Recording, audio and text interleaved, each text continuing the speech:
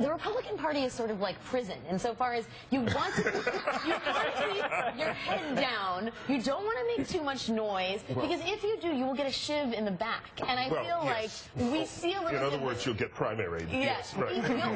or you'll get Rand Paul chasing your tail, after you give the rebuttal, to sort of, to do what? To do what other than undermine? I really have no idea why they would allow Rand Paul to do this.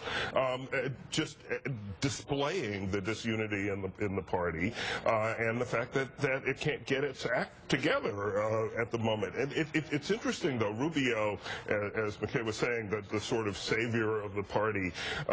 It is possible to sit down and speak with him for an hour or an hour and a half and think, this is really impressive. This guy really has something to say. Yeah. And then you look at your notes afterwards, and there's not, there's not quite as much in it as you thought there was. Right. And, well, it's funny because, a lot of Republicans hail him as kind of the Republican, or the Latino Reagan is actually a term that's been thrown away. He's a great communicator, right?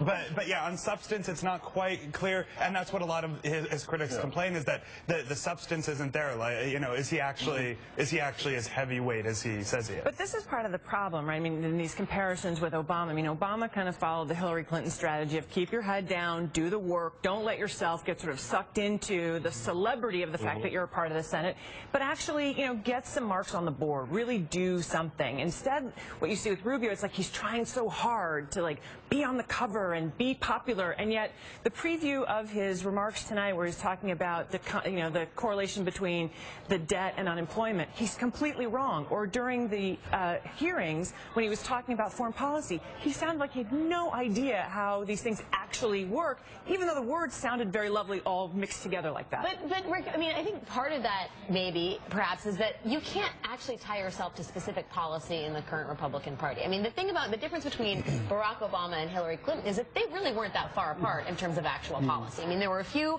measurable differences that were a lot of hay was made out of them, but fundamentally, it wasn't that the Democratic Party was going through the same sort of, analysis on the couch that the Republican Party is. The point, though, was more the strategy on how each one of them sort of had this crescendo in their popularity. It wasn't I'm not speaking to the comparison between the two, but like when Hillary was first in the Senate, she was very careful and methodical about how she rolled herself out. Same thing with Barack Obama. Knew that he came in as a big star, but knew that he needed to prove himself.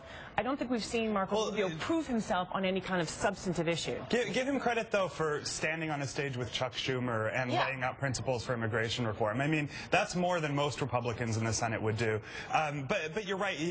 That was a framework. That was, a photo op and some general principles. The question going forward is, will he actually get on board with, actual legislation? And